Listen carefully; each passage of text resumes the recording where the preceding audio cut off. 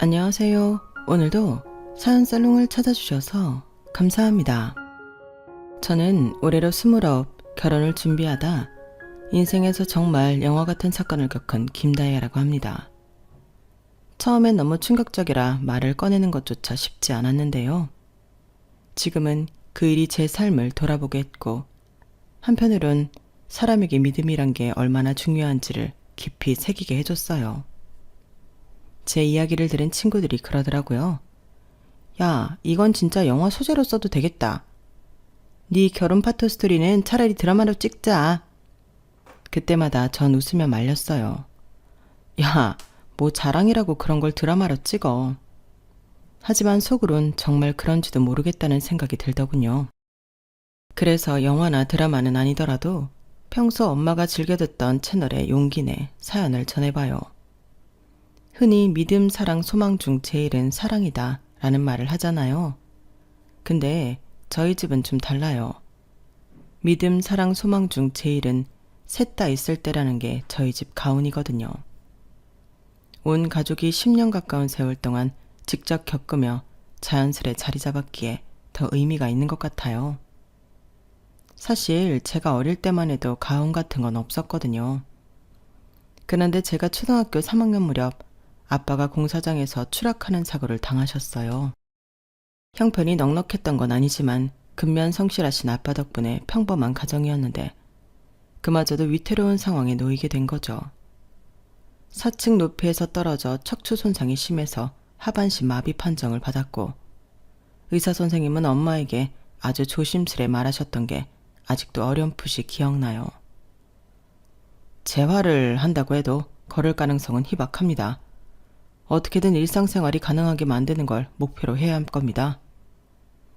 그 말 한마디가 마치 우리 집 거실에 폭탄이 떨어진 것 같았어요. 당시 저는 너무 어려 그게 무슨 뜻인지 몰랐지만 엄마가 화장실에서 몰래 울던 모습을 보면서 그저 무섭고 슬펐던 기억만 남아있네요. 여자는 약하지만 세상 모든 엄마는 강하다는 말처럼 그날 이후 엄마 얼굴에 한 번도 눈물이 맺히는 걸 본 적 없었어요. 오히려 우린 기적을 만들 거야 라는 말을 습관처럼 되뇌이셨던 덕분에 막연하게 앞으로 우리 집은 잘 될 거라는 생각이 들었던 것 같아요. 그렇게 엄마는 아빠 곁에부터 간병인이자 응원단장이자 전투병처럼 삶과의 싸움을 시작하셨죠. 당신은 분명 다시 일어설 수 있어. 우리가 있잖아. 아빠를 향해 매일 말씀하시는 엄마의 목소리에는 단 1%의 의심도 없었어요. 그리고 우리 집은 정말 그때부터 치열하게 살아야 했네요. 엄마는 엄마대로 가정을 책임지시면서 아빠가 다시 일어설 거라는 희망의 끈을 놓지 않으셨거든요. 격일로 받는 물리치료 외에 수중 재활치료나 특수근력 강화 프로그램, 분기마다 맞춤형 보조기구를 맞추기도 했고, 저녁이면 집에서 휴식을 취해도 자극을 계속 주어야 한다는 의사 말에 치료기를 렌탈하기도 했으니까요. 넉넉하지 않았던 형편에 보험금 역시 넉넉하게 받은 게 아니었어요. 그러다 보니 엄마는 낮엔 아빠 병간호를 하고 밤엔 편의점에서 일을 하시며 엄마가 하실 수 있는 모든 걸 쏟으셨던 것 같아요. 하지만 한 번도 힘들다고 티내거나 자신의 수고를 알아봐달라는 말 한마디 하지 않는 엄마를 보니 누구나 한 번쯤 해봤을 법한 반찬 투정 한번 못하게 되더라고요. 괜히 엄마에게 미안했거든요. 엄마가 힘들게 아빠 재활에 모든 걸 쏟는다는 사실을 아빠는 한참 뒤에 알게 됐어요. 당신이 알면 자기 자신을 더 미워할까봐, 다시 걷기보다 먼저 주저앉을까봐, 그래서 말 안 했어. 엄마는 힘든 자신이 아니라 절망 속에 빠져있을 아빠를 걱정하며 챙기셨죠. 아빠는 그런 엄마의 마음보다 자신의 처지에 슬퍼하셨던 기억이에요. 하지만 그때마다 엄마는 단호했어요. 당신 몫까지 내가 할게. 지금은 오직 재활에만 집중해. 그러다 보니 그 시절 저는 학원이 뭔지도 모르고 살았어요. 방과 후에는 곧장 집에 가서 아빠 곁을 지켰고, 엄마가 피곤해 보이면 조용히 방으로 들어가 불도 켜지 않고 책만 들여다봤죠. 사춘기 저에겐 없었어요. 그저 엄마를 실망시키지 말아야지 라는 생각만 했어요. 어느 날 밤 엄마가 아빠가 주무시고 난 후 혼자 앉아 계산기를 두드리는 모습을 봤어요. 어떻게 이렇게 계속 돈을 쓰면 우리가 먹고 살 수가 없을 것 같은데. 한숨 섞인 목소리로 중얼거리시는 엄마에게 다가가 안아드렸어요. 엄마, 나 공부 열심히 할게. 장학금 받아서 대학도 갈 수 있게 할게. 그러니까 괜찮아. 아마 그때도 제가 할 수 있는 최선의 위로였을 거예요. 그땐 철이 없어서 엄마가 대단하다는 생각만 들었어요. 이제 와서 돌이켜보면 정말이지 그때 우리 셋 너무도 눈물겹도록 멋졌던 것 같아요. 그렇게 아빠의 재활은 무려 7년간 이어졌고 밑빠진 독에 물 붓는 느낌이던 시간이 어느 날부터 물이 고이기 시작하더군요. 처음에는 발가락이 조금씩 움직이는 거였어요. 의사 선생님도 놀라셨죠. 이건 정말 드문 경우입니다. 계속 노력하세요. 그 작은 희망의 불씨를 보고 우리 모두 각자의 자리에서 더 열심히 노력했어요. 그로부터 1년 후 아빠는 처음으로 목발을 짚고 서게 되셨어요. 병원 복도에서 몇 걸음 걸었을 때 우리 가족은 모두 울었어요. 8년의 지난 한 시간 끝에 얻은 기적이었으니까요. 그리고 드디어 아빠가 걸었어요. 목발을 하나씩 던지더니 느리지만 천천히 혼자 한 발 한 발을 내딛기 시작하셨죠. 정말 영화 같았던 그 장면은 지금도 생생하게 기억나요. 묵묵히 걸어왔던 힘든 시간을 가족 모두 보상받은 느낌이었으니까요. 의사 선생님도 말했어요. 이건 의학적으로 설명이 안 됩니다. 솔직히 기적입니다. 그렇게 아빠는 다시 걷게 됐고 지금도 아주 살짝 자세히 보면 한쪽 다리를 절어요. 하지만 일상생활을 하시는 데는 전혀 지장이 없고 우리 가족은 그 모습을 문득문득 의식할 때마다 우리 가족이 함께 만든 기적의 흔적이라 애틋해요. 이제 내가 다시 가족을 위해 일할 수 있겠어. 아빠의 눈에는 다시 열정이 불타올랐어요. 아빠는 회복 후 작은 재활 보조기구 사업을 시작하셨어요. 물리치료 보조도구, 재활운동 기구 등 직접 개발해 판매하는 사업이었어요. 본인이 직접 겪었던 불편함을 개선하고 필요한 사람에게 진짜 도움이 되는 제품을 만들겠다는 마음으로요. 내가 만든 제품의 첫 번째 소비자는 나 자신이야. 그 말처럼 아빠는 걷는 사람의 눈이 아닌 걷지 못하는 사람의 몸으로 설계했어요. 자신이 쓰면서 개선한 보행 보조기, 일상생활 보조 장치들이 실용성으로 인정받았어요. 사용자가 정말 필요로 하는 기능이라는 평가를 받으며 입소문이 퍼졌죠.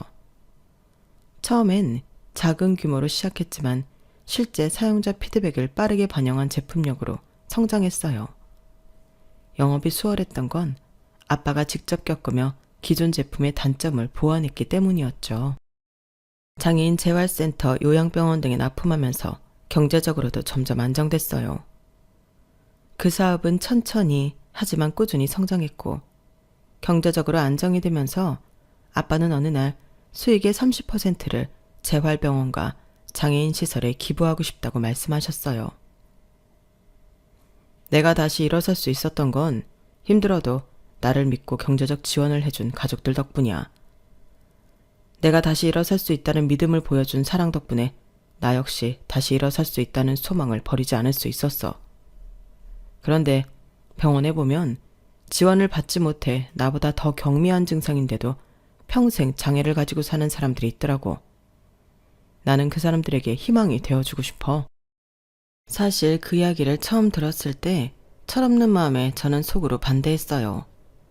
엄마를 편하게 해주는 게 먼저 아니냐고 생각했거든요. 그렇게 힘들게 버텨온 시간인데 이제 좀 편히 살면 안 될까 싶었던 거예요. 그래서 아빠에게 말하려고 입을 떼려는 그 순간 엄마는 조용히 고개를 끄덕였어요. 사람한테 투자하는 게 제일 멋진 일이야. 다혜가 살아갈 세상이 그렇게 바뀌면 나중에 손자, 손녀가 살아갈 세상이 더 아름다워지지 않을까? 당신 정말 멋져. 사람에 대한 투자가 결국 나라를 살리는 일이잖아. 그때 저는 머리를 한 대 맞은 것 같았어요. 제가 평생을 살아도 부모님의 발등도 못 따라가겠구나 싶은 마음에 깊은 마음에서 존경심이 차올랐죠. 그렇게 우리 가족은 믿음, 사랑, 그리고 의지의 가치를 온몸으로 체험했고 그것이 우리 집 가훈이 되었어요. 가족이 서로를 믿고 사랑하며 포기하지 않는 의지를 가질 때 정말 기적이 일어날 수 있다는 것을 온몸으로 깨달았으니까요. 아빠가 다시 걸었을 때 우리 가족은 진짜 세상을 다 가진 것 같았어요. 기적을 만들었다는 자부심이었을까요? 엄마는 더 이상 야간 편의점에서 일하지 않아도 됐고 저는 드디어 학원이라는 곳에 발을 들였으며 아빠는 스스로의 다리로 출근하며 작은 사업을 키워가셨죠. 우리의 삶은 조용히 아주 조금씩 평범해지는 중이었어요. 그렇게 평범해진 삶에 제 사랑도 찾아왔고요. 처음 남자친구를 만난 건 회사 동기의 소개팅이었어요.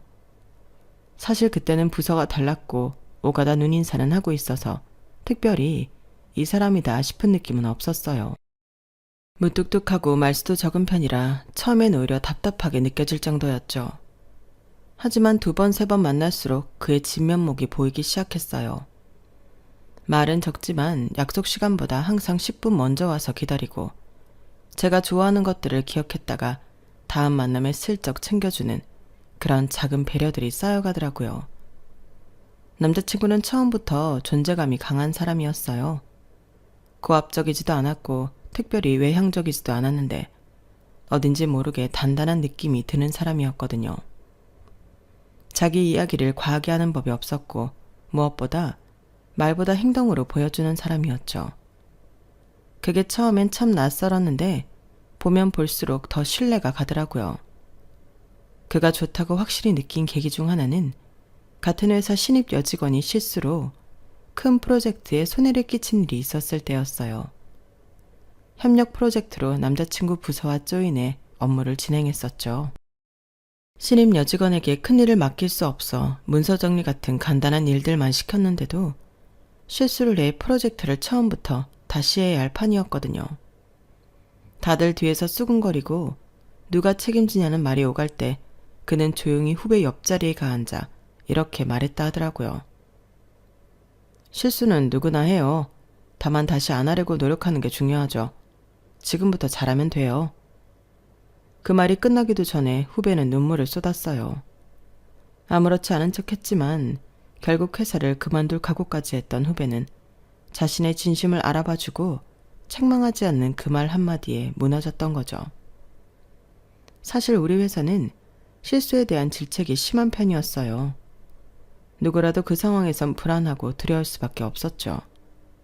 하지만 그는 그 신입사원이 얼마나 열심히 준비했는지 실수 이전에 얼마나 꼼꼼하게 일했는지를 이미 알고 있었고 그래서 그런 위로의 말을 건넬 수 있었던 거예요. 그 장면이 이상하리만치 오래도록 제 기억에 남더라고요. 다행히 추한을 버리고 차선책으로 진행해 시간을 절약할 수 있었고 누구의 책임도 묻지 않고 넘어갈 수 있었네요. 또 한 번은 외할머니 장례식장에서였어요. 조문객이 북적이던 그날 저는 정신이 없었고 친척 어른들도 화장터를 잡지 못해 발인이 미뤄져 5일장을 해야 할지 모른다는 현실에 어떻게든 일을 해결하려 어수선했죠. 더군다나 첫날 저녁이라 아직 도우미도 부르지 않았는데 그가 혼자 조용히 상가의 빈 컵을 정리하고 음식 배달이 늦었다는 전화에 미리 전화를 걸어 재확인하고 있더라고요. 처음엔 그가 장례식장에 온다고 했을 때 부담스러웠어요. 사귄 지 얼마 되지도 않았고 슬픔에 잠긴 가족들 사이에서 어색할까봐 걱정했거든요. 하지만 그는 제 걱정에 무색하게도 혼자서도 필요한 일들을 찾아 척척 해내더라고요. 상가 음식이 떨어지면 조용히 새 음식을 주문하고 엄마가 조문객 대행에 지쳐있으면 슬쩍 음료수 한 잔을 건네며 묵묵히 자리를 지켰어요. 누가 시킨 것도 부탁한 것도 아닌데 말이에요. 그건 사람에 대한 배려가 없이는 할 수 없는 행동이었죠. 특히 기억에 남는 건 힘들어하는 저를 보고 살짝 손을 잡아주더니 이렇게 말하더라고요. 너무 힘들면 잠깐 밖에 나가서 숨 좀 돌릴래? 내가 여기 있을게. 별것 아닌 그 말에 저는 아빠, 엄마와 함께 헤쳐나갔던 그 시간들이 떠올랐어요. 마치 남자친구의 그 말이 저에 대한 사랑, 믿음, 그리고 함께한다는 소망까지 다 담긴 것 같았던 거죠. 그 순간 저는 확신했어요. 이 사람이라면 함께 인생을 걸어도 괜찮겠다고요. 그렇게 서서히 그에게 물들어갔고 시간이 흐를수록 변함없이 오히려 단단한 내면을 드러내는 그와 함께 미래를 그리고 있었어요. 1년 정도 교제하면서 그의 진짜 모습을 더 많이 알게 됐어요. 매달 독거노인 도시락 봉사를 한다는 것도, 자신의 작은 월급에서 일정 금액을 항상 기부한다는 것도 그가 직접 말한 게 아니라 우연히 알게 된 사실들이었죠. 뭐 별거 아니에요 라며 수줍게 웃던 그 모습이 지금도 생생해요. 그런 소소한 순간들이 쌓이면서 제 마음속에 그를 향한 확신이 자라나고 있었던 것 같아요. 그래서 어느 날 아빠에게 조심스레 말했네요. 아빠, 나 결혼 생각하고 있어. 소개해주고 싶은 사람이 있어. 아빠는 잠깐 눈을 동그랗게 뜨더니 이내 웃으셨어요. 그렇구나. 아빠한테도 그런 날이 오는구나. 솔직히 그날까지도 조금 긴장됐어요. 우리 아빠는 저를 너무 소중하게 여기셨고 제가 좋아하는 사람에 대해 항상 높은 기준을 갖고 계셨거든요. 하지만 제 남자친구라면 아빠도 분명 그의 진심을 알아봐 주실 거라 믿었어요. 며칠 후 남자친구가 우리 집에 인사를 왔어요. 식탁을 사이에 두고 마주 앉았는데 처음엔 다소 긴장한 얼굴로 조심조심 말을 꺼냈죠. 평소 단정한 모습이지만 그날은 특별히 신경 쓴 게 티가 났어요. 살짝 맞춘 듯한 머리, 깔끔하게 다림질된 셔츠, 손에 쥐고 있던 작은 선물 꾸러미까지. 예의 바르고 겸손한 그의 모습들은 일상적인 가족 얘기, 직장 얘기, 앞으로의 계획들과 같은 진심이 담긴 이야기에 잘 묻어나고 있었어요. 아빠 엄마는 남자친구 말에 경청하면서 점점 마음을 놓는 눈치였고요. 그런데 인사 중간에 아빠가 한참 남자친구를 바라보다가 고개를 갸웃거리시더라고요. 혹시 우리 어디서 본 적 없나? 아무리 생각해도 낯이 익은데 말이야. 그 말에 저는 웃으며 말했어요. 아빠, 요즘 흔한 얼굴들이 워낙 많잖아요. 그리고 이 사람 인상이 서글서글해서 그런 말 많이 들어. 특히 어른들이 익숙하다고 하더라고. 맞아요. 제가 잘생긴 스타일은 아닌데 어디서나 볼 수 있는 평범한 인상이라 다들 편하게 생각해 주시는 것 같아요. 그런 말 어릴 때부터 진짜 많이 들었거든요. 칭찬으로 듣겠습니다. 아빠는 여전히 시선을 거두지 않으시면서도 말했죠. 아닌데, 그냥 지나치거나 어디서 봤던 느낌이 아니라 익숙해. 꼭 오래전부터 알고 지냈던 사람처럼 말이야. 당신은 기억 안 나? 당신은 훈남이 아니라 흔남이라 그런 소리 많이 듣는다는 사람 앞에서 계속 그러기에요. 봤으면 기억나겠죠. 아니면 데자뷰 같은 거 아니에요? 우리 딸 사윗감으로 꿈에서 계속 만났다든가. 아, 그런 건가? 엄마의 농담에 우리 모두 웃었지만 저는 아빠가 계속 남자친구를 유심히 살피는 모습을 놓치지 않았어요. 마치 기억 속에서 무언가를 끄집어내려고 애쓰는 듯한 표정이었죠. 하지만 아빠는 더 이상 언급하지 않으셨고 덕분에 분위기는 다시 부드러워졌어요. 그래, 부모님은 어떤 일을 하시는가? 두 분이 같이 도매업을 하세요. 작은 창고를 운영하시고 납품하시는 일을 하시는 거죠. 많이 힘드셨겠네. 거래처 유지하는 게 쉬운 일은 아닌데. 네, 맞아요. 한때 휘청일 정도로 집이 힘들었는데 다행히 성실하신 부모님 덕분에 지금은 안정적인 생활을 하고 계십니다. 남자친구가 말하는 동안 그의 눈빛에서 부모님에 대한 존경심이 묻어나왔어요. 힘든 시절에 대해 말하면서도 불평 한마디 없이 담담하게 이야기하는 모습이 더욱 믿음직스럽게 느껴졌죠. 그래, 형제는 있고 우리는 다야 하나라 형제가 많은 집이었으면 했거든. 아, 예. 그런데 저도 외동이에요. 처음부터 외동이었던 건 아니고요. 형이 있었는데 제가 어릴 때 사고로 먼저 떠났어요. 아유, 저런. 부모님도 부모님이지만 자네도 상심이 컸겠네. 아이, 그렇죠 뭐. 저야 형제지만 부모님은 자식이니 제가 감히 어떻게 비교할 수 있겠어요. 덕분에 사춘기 없이 학업에 매진하게 되었죠. 남자친구가 형에 대해 이야기를 할 때 잠깐 그의 눈빛이 흔들리는 걸 봤어요. 오래된 상처임에도 여전히 아픔이 남아있다는 걸 느낄 수 있었죠. 하지만 그는 금세 담담한 표정으로 돌아와 대화를 이어갔어요. 이런 모습들이 제게는 더 큰 신뢰감으로 다가오는 것 같더군요. 상처와 아픔조차 솔직하게 드러낼 수 있는 그런 사람이니까요. 아빠는 고개를 끄덕이며 조용히 말했어요. 그래, 많은 걸 겪은 사람이구나. 그런 사람은 대체로 깊어. 그 마음이 중요한 거지. 그렇게 저녁은 따뜻한 분위기 속에서 마무리됐어요. 남자친구가 돌아간 뒤 저는 아빠에게 물었죠. 어때 아빠? 저 사람 맘에 들어? 너랑 닮았더라. 겉으로 눕고 있지만 눈빛에 사연이 있는 사람. 그러면서도 뚝심이 있네. 네가 왜 좋아하는지 알겠다. 그치? 저 사람하고면 뭐든 함께 해볼 수 있을 것 같아. 아빠의 허락을 받은 뒤로 결혼 준비는 빠르게 진행됐어요.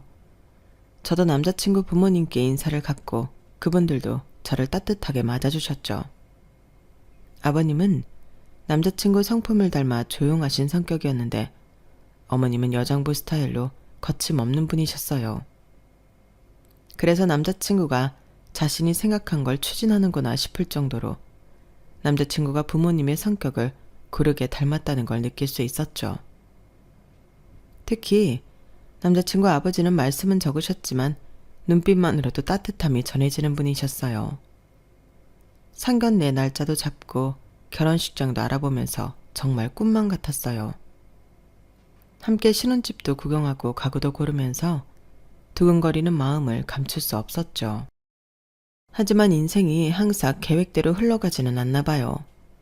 상견례를 일주일 앞둔 어느 날 아빠가 갑자기 집 근처에서 쓰러지셨거든요.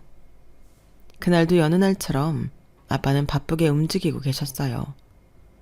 혼자 병원 납품과 물품을 들고 계단을 오르시다가 중심을 잃고 그대로 주저앉으셨다고 했죠. 다행히 사람들이 많이 오가는 병원이라 발견도 빨랐고 병원까지 무사히 도착할 수 있었어요. 하지만 후유증인지 의식을 차리신 이후 갑자기 다리를 움직이지 못하셨고 며칠 후 더 심하게 절기 시작하셨거든요. 처음엔 단순 피로나 일시적인 현상이라고 생각했어요. 아빠도 괜찮다며 조금 쉬면 나아질 거라고 하셨지만 상태는 점점 악화됐죠. 결국 정밀검사를 받게 되었고 의사는 조심스레 말했어요.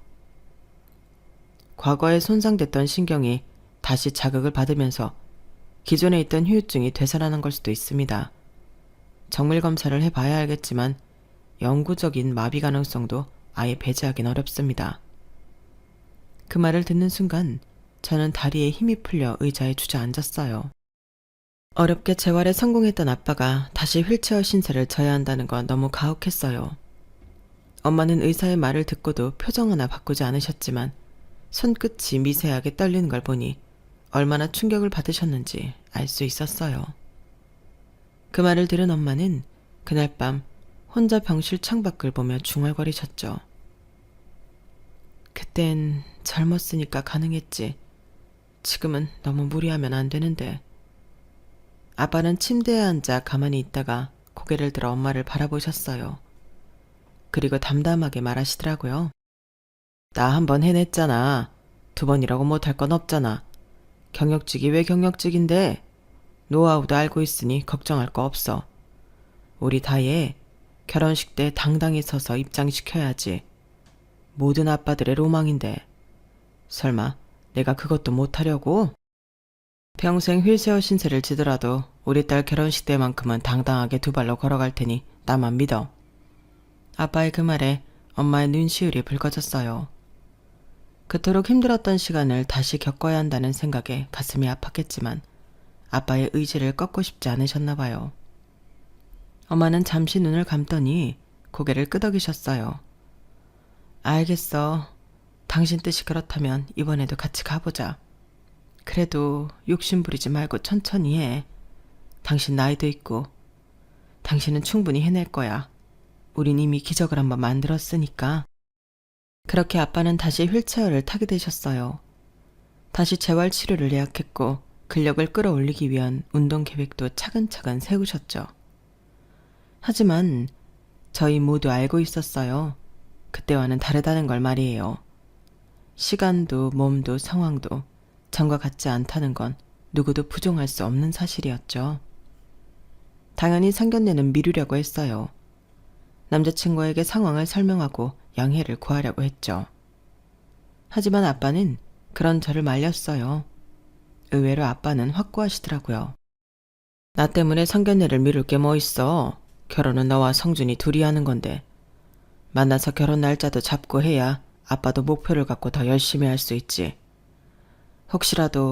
만약에 혹시라도 아빠가 못 서게 된다면 그걸로 네 결혼식을 천년만년 미룰 수 없잖아. 할 수 있는 데까지 해보자고. 상견례 당일이 다가왔어요. 일주일간 내내 마음이 한없이 무거웠지만 아빠의 확고한 의지에 결국 계획대로 상견례를 진행하기로 했죠. 솔직히 아빠가 휠체어를 타고 상견례에 가는 모습이 뭐가 어때서 이런 생각도 했어요. 물론 건강하시다면 더할 나위 없이 좋았겠지만 그래도 제 사랑스러운 아빠시니까요.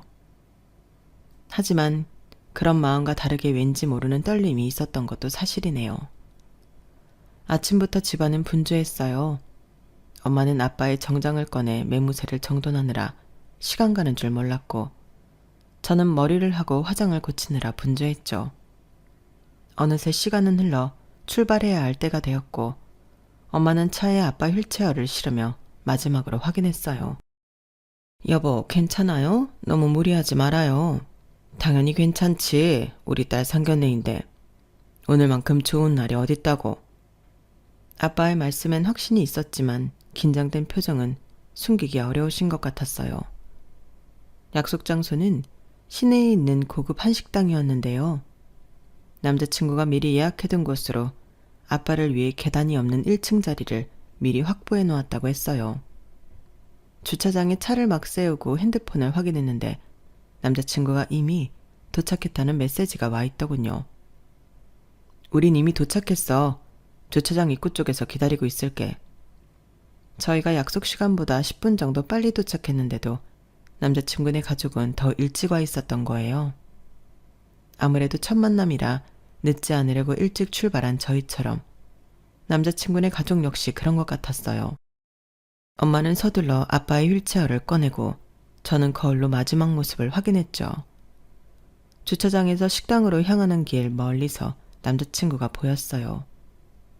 그는 식당 입구 앞에서 초조한 듯 발끝으로 바닥을 툭툭 치고 있었죠. 그런데 저희를 발견하자마자 얼굴에 미소가 번졌고 곧바로 빠른 걸음으로 다가와 인사를 건네더라고요. 다혜야, 왔어? 아버님, 어머님, 안녕하세요. 남자친구는 정중하게 인사를 하고 곧바로 아빠의 휠체어를 확인했어요. 아버님, 제가 도와드릴게요. 아무렇지 않게 휠체어 뒤로 가서 밀어드리려는 순간 저는 엄마와 눈을 마주쳤어요. 저도 엄마도 같은 생각이었던 거죠. 이 아이는 정말 다른 사람을 배려할 줄 아는구나 하고 말이에요. 그 마음이 느껴져 괜히 코끝이 찡해졌죠. 식당 문 앞에 도착하자 남자친구는 문을 활짝 열고 아빠가 들어갈 수 있도록 잡아주었어요. 엄마가 휠체어를 밀고 저는 뒤를 따라갔죠. 그리고 우리는 테이블이 있는 쪽으로 향하다가 이미 자리 잡으신 남자친구 부모님과 눈이 마주쳤어요. 반가움에 인사드리자 남자친구가 먼저 저희 부모님을 소개시켜 주더라고요. 아버지, 어머니, 이쪽이 제가 말씀드렸던 다혜씨 가족이세요. 다혜씨 아버님과 어머님이십니다.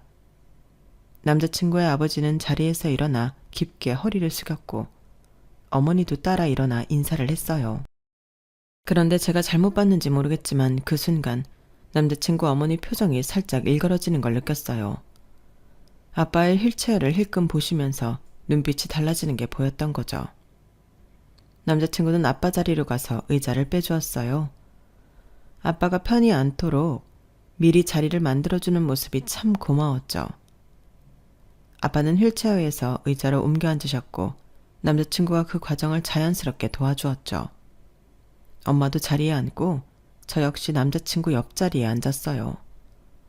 분주했던 시간이 지나고 안정을 되찾자 아빠는 기분 좋게 인사를 건네셨어요. 만나뵙게 되어 반갑습니다. 저희 딸이 항상 좋은 말을 많이 했습니다. 드디어 뵙게 되어 영광입니다. 어색한 첫인사가 오고 가고 처음 5분 정도는 간단한 날씨 이야기와 식당 분위기에 대한 대화로 흘러갔어요. 아니 흘러가려고 저희 아빠가 부단히 애쓰셨죠. 여러 가지 말씀을 하셨는데 이상하게 일방적으로 허공에 메아리 치는 기분이더군요. 무언가 잘못되는 건가 싶을 무렵 남자친구 어머니가 단호하게 말씀하셨죠. 저는 이 결혼 반대합니다. 그 말이 떠들자마자 테이블 주위에 공기가 얼어붙는 듯 했어요. 저도 엄마도 아빠도 모두 놀란 표정으로 고개를 들었죠. 처음에는 제가 잘못 들었나 싶었어요. 하지만 남자친구 어머니의 단호한 표정을 보니 그게 아니란 걸 알 수 있었죠. 엄마, 갑자기 무슨 소리예요? 남자친구가 당황한 목소리로 물었어요. 그의 얼굴이 순식간에 하얗게 변했죠. 상견례장 안에 있던 그 누구도 예상하지 못한 일이 벌어진 거예요. 여보, 무슨 갑자기 그런 말을? 남자친구의 아버지도 당황한 듯 말을 이었어요. 하지만 남자친구 어머니는 점점 더 단호한 표정으로 말씀을 이어가셨어요. 전 아들이 평생 고생하는 꼴은 못 봐요. 정말 미안하지만 솔직히 말할게요. 같은 자식돈 입장에서 상황을 바꿔보신다면 무슨 말씀인지 이해하기 빠르시겠죠? 저는 당황스러워서 아무 말도 나오지 않았어요. 그저 어머니, 갑자기 그게 무슨 말씀이세요? 라고 겨우 물을 수 있었죠. 남자친구 어머니는 불편한 표정으로 아빠의 휠체어를 힐끗 보더니 이렇게 말씀하셨어요. 무슨 말씀이냐니? 그건 내가 묻고 싶은 말이다. 집안에 아픈 사람이 있으면 있다고 말해야지. 어느 부모가 자식이 불구덩이로 들어가는 걸 가만히 보고만 있겠니? 미리 말했다면 상견례 자리에 나오지도 않았어. 그 말을 듣는 순간 제 귀를 의심했어요. 마치 누군가가 제 얼굴을 강하게 때린 느낌이었죠.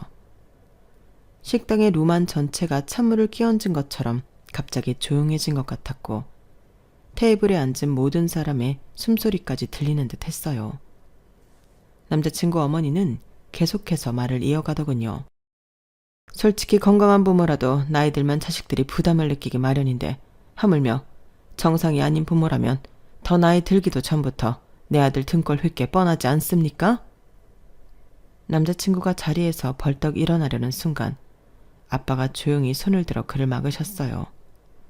그리고 차분한 목소리로 말씀하셨죠. 지금 제가 휠체어를 타서 그러시는 겁니까? 우리 다혜 예뻐해 주신다고 들었는데 지금 저 때문에 그런 말씀을 하시는 거 맞으신 거죠? 아빠의 목소리는 담담했지만 그 눈빛에는 깊은 상처가 스쳐가는 게 보였어요. 엄마는 아빠의 손을 꼭 잡으며 입술을 깨물고 계셨죠. 남자친구 어머니는 잠시 망설이는 듯 했지만 이내 한층 더 강경한 태도로 돌아왔어요. 꼭 그렇게 말씀하셔야 속 시원하시다면 저도 더 이상 애둘러 얘기하지 않겠습니다. 다혜가 예뻤던 건 건강한 부모 밑에서 건강하게 자랐다는 전제 하에서죠. 이렇게 두 발로 걷지 못하는 부모가 있을 줄 누가 알았습니까? 가뜩이나 마음 약한 우리 아들 지금도 쩔쩔매며 뭐 하나라도 더 도우려고 이 난린데 결혼하면 뻔하지 않습니까? 그 말을 들으며 저는 온몸에 피가 거꾸로 솟는 느낌이었어요. 남자친구는 충격받은 표정으로 어머니를 바라보고 있었고 그의 아버지는 고개를 숙인 채 한숨만 쉬고 계셨죠. 남자친구 어머니의 목소리는 점점 더 날카로워졌어요. 시대가 변하고 변했으니 며느리 들어와도 이 집 귀신 되게 할 생각 없었습니다, 전. 근데 하물며 병자 돌보느라 평생 뒷바라지 않은 걸 그걸 보고 싶은 부모가 어디 있겠습니까? 한 집에 아픈 사람 있으면 돈은 돈대로 까지고 사람 마음은 마음대로 병드는 것인데 어떻게 그런 생각은 하나도 안 하시고 이 자리에 뭐 좋다고 나오셨는지. 남의 자식 데려다 종로로 시킬 생각하니 참 좋으셨나 봅니다. 엄마, 그만하세요. 어른들 이야기하는데 끼어드는 거 아니다. 상견례 자리가 원래 혼사 이야기가 오가는 법. 생각 있는 부모라면 다 내 마음 같은 거다. 너도 지금은 사랑에 눈멀어 그게 아니다, 상관없다 그러겠지. 그런데 그건 경험해보지 않으면 모르는 거다. 김평에 효자 없다고 사지 말짱에도 그런 말 나올 판에. 그 순간 내 귀에 피가 쏠리는 느낌이었어요. 테이블 위에 놓인 물잔이 흔들리는 게 보일 정도로 내 심장이 거칠게 뛰었죠. 시간이 멈춘 것처럼 느껴졌고 주변의 모든 소리가 멀어지는 듯 했어요. 정말 말도 안 되는 일이 벌어지고 있었어요. 제가 꿈을 꾸고 있는 건지 아니면 이게 현실인지 구분이 안 될 정도였죠. 저를 예뻐해 주시던 남자친구 어머니가 세상 다정하고 제 모든 앞으로의 미래를 함께하고 싶던 남자친구의 어머니가 저희 아빠를 경멸하는 듯한 표정으로 온갖 말들을 쏟아내고 있었으니까요. 아빠의 얼굴이 한순간 창백하게 변하는 게 보였어요. 그동안 우리 가족이 함께 이겨냈던 모든 시간이 제 머릿속을 스쳐 지나갔죠. 엄마가 밤새 일하고 아빠 병간호하던 모습, 아빠가 한 걸음 한 걸음 다시 걷기 시작했을 때 우리 모두가 흘렸던 눈물, 그 모든 순간들이 한꺼번에 밀려왔어요. 그리고 그 모든 것을 병자라는 한마디로 무시하는 이 여자를 향한 분노가 제 안에서 불처럼 타올랐죠. 남자친구가 뭔가 더 말하려는 기색이 보였지만 제가 먼저 입을 열어야 했어요. 이건 우리 가족의 문제였으니까요. 손이 떨리고 있었지만 목소리만은 단단히 나오길 바라며 숨을 깊게 들이마셨어요. 어머니, 정말 놀랍네요. 제가 직접 들으니 이가 가요. 모두의 시선이 저에게 쏠렸어요. 남자친구 어머니의 표정에는 약간의 당혹감이 스쳐 지나갔죠. 뭐가 이해가 간다는 거니? 왜 남자친구가 이토록 배려심 깊고 따뜻한 사람으로 자랐는지요. 반면교사라는 게 이런 거였군요. 남자친구 어머니의 얼굴이 순식간에 굳어졌어요. 하지만 저는 멈출 수 없었어요. 보란듯이 말씀하시는 그 모습을 보며 제 심장은 더욱 빠르게 뛰었고 머릿속은 달아올랐죠. 이런 집안이라면 아줌마가 아니라 제가 먼저 결혼 안 하겠다고 해야겠어요. 제 입에서 나온 말에 저도 놀랐지만 후회는 없었어요. 남자친구는 눈을 크게 뜨고 저를 바라봤고 엄마는 놀란 표정으로 제 손을 잡으려 했어요. 하지만 저는 이미 자리에서 일어나 있었죠. 그때였어요. 조용히 그 상황을 지켜보시던 아빠가 갑자기 룸의 문 쪽을 가리키셨어요. 손가락 끝이 살짝 떨리는 게 보였지만 그 눈빛만은 확신에 차 있었죠. 모두의 시선이 자연스레 아빠의 손을 따라갔어요. 처음엔 아무도 그곳에 누가 있는지 알아채지 못했어요.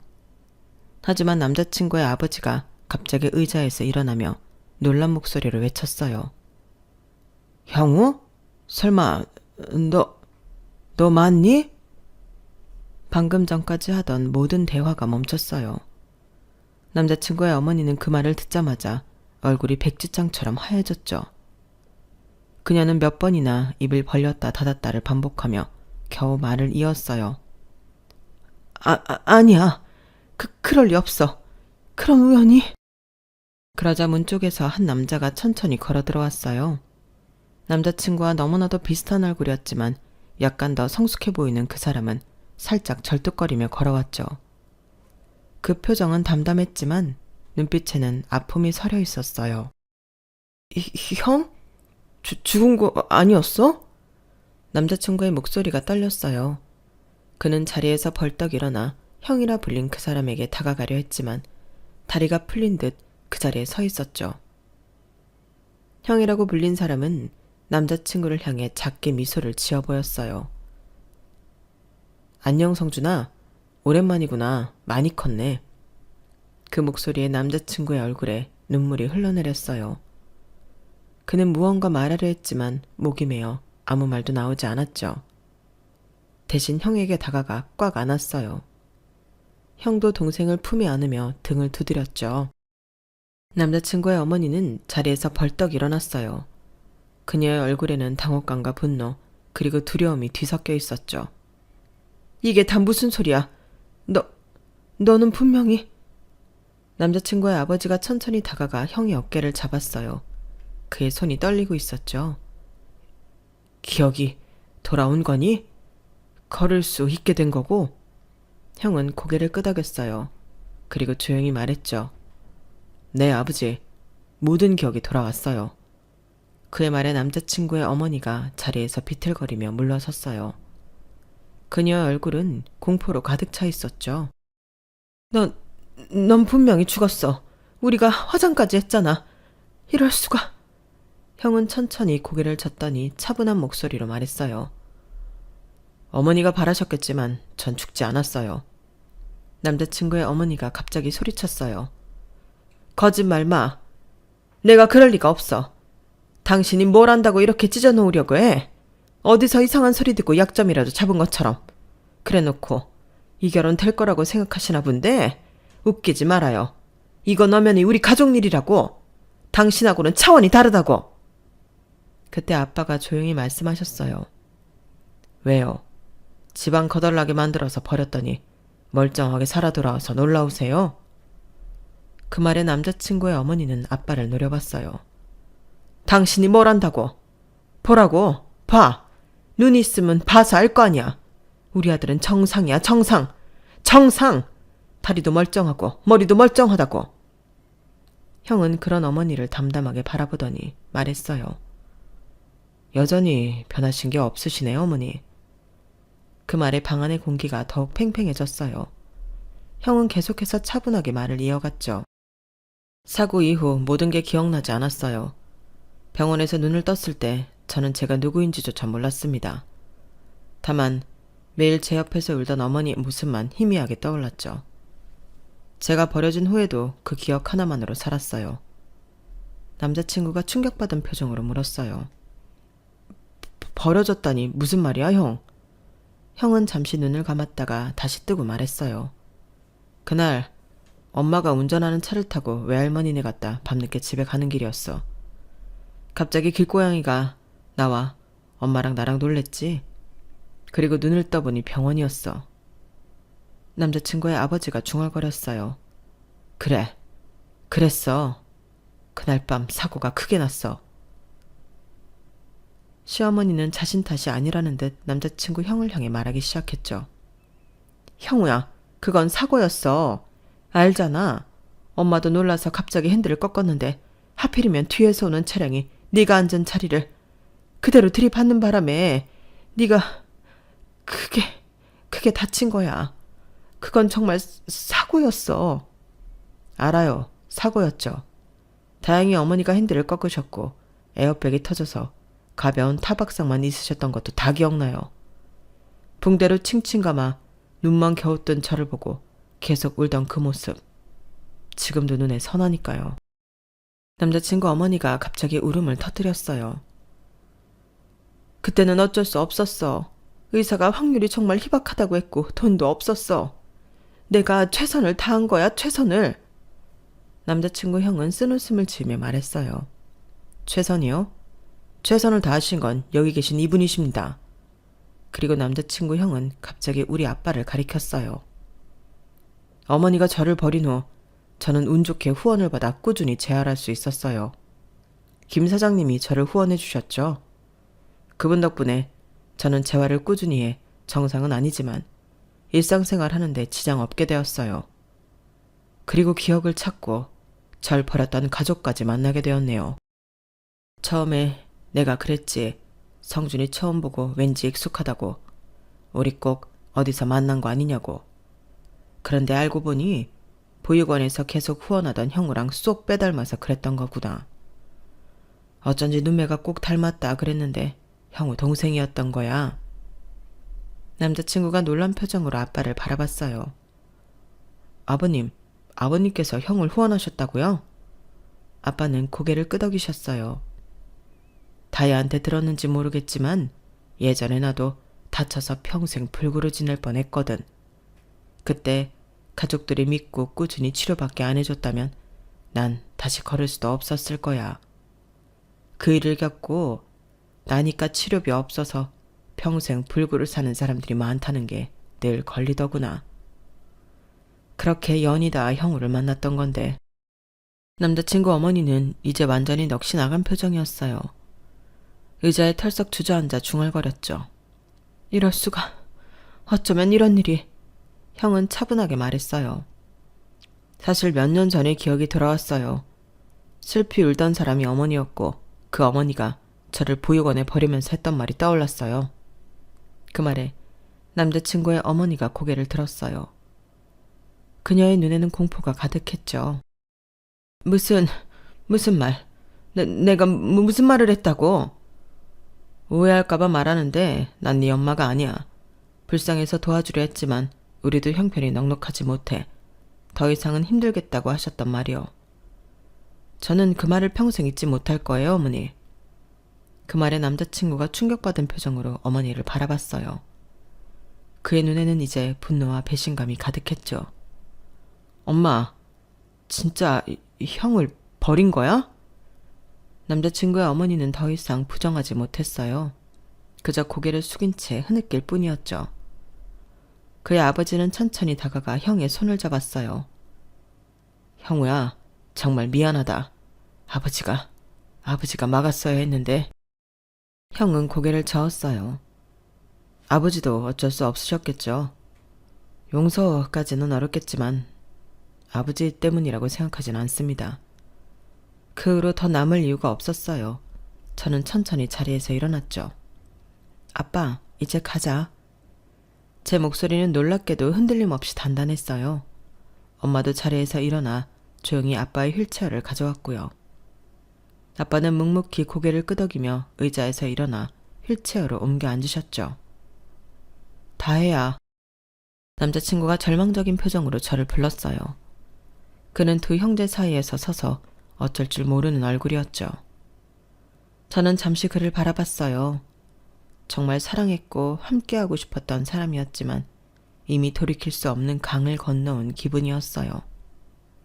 우리는 인연이 아닌 것 같아. 갈게. 그렇게 우리 가족은 상련회장을 떠났어요. 뒤에서 남자친구가 무슨 말을 하는 것 같았지만 들으려 하지 않고 더 이상 뒤도 돌아보지 않았어요. 그렇게 결혼 이야기는 파토 났고 우리 가족은 다시 평범한 일상으로 돌아갔어요. 아빠는 다시 재활에 매진하셨고 아직 완전히 회복되진 않으셨지만 조금씩 나아지고 계세요. 2달 후 남자친구의 아버지로부터 전화가 왔어요. 다혜 양, 정말 미안하네. 그날 일은 아직도 내게 큰 상처야. 끝까지 말렸어야 했는데 그러지 못한 내가 정말 후회스러워. 다혜 양 아버님께 상처를 준 거 진심으로 사과하고 싶네. 나는 성준 엄마와 이혼할 거야. 성준이도 다신 지 엄마 안 보겠다고 선언했고 꼭 한 번은 사과하고 상황을 전해주고 싶었어. 가끔은 그날의 일이 다 꿈이었으면 하는 생각이 들기도 해요. 하지만 인생은 예측할 수 없는 게 맞는 것 같아요. 처음 사연을 시작하며 말했던 것처럼 우리 집 가훈은 믿음, 소망, 사랑 중 제일은 셋 다 있을 때예요. 믿음이 없는 사랑은 위태롭고 사랑이 없는 소망은 공허하며 소망이 없는 믿음은 절망으로 가는 길이니까요. 그날 상견례장에서 본 것처럼 3가지 중 하나라도 없으면 가장 소중한 관계도 한순간에 무너질 수 있다는 걸 또 한 번 겪게 되었네요. 비록 결혼은 무산되었지만 그 일을 통해 제 인생에서 가장 소중한 가치가 무엇인지 다시 한번 깨달을 수 있었어요. 그리고 훗날 제가 새로운 인연을 만날 때는 서로를 향한 믿음과 사랑, 그리고 함께하는 미래에 대한 소망이 모두 충만한 관계가 되길 바라는 마음이 더 간절해졌죠. 하지만 그런 저의 간절함과 다르게 친구들은 한편의 영화로 손색이 없다고 난리네요. 솔직한 제 속마음은 앞으로 남은 삶은 평범했으면 좋겠다는 바람이에요. 욕심 아니겠죠? 제 사연은 여기까지입니다. 들어주신 분들 모두 평범한 일상에서 행복하시길 진심으로 바랍니다. 여러분, 사연 댓글에 응원과 현명한 조언 부탁드려요. 좋아요와 구독은 저에게 큰 힘이 됩니다. 오늘도 좋은 일 가득하세요.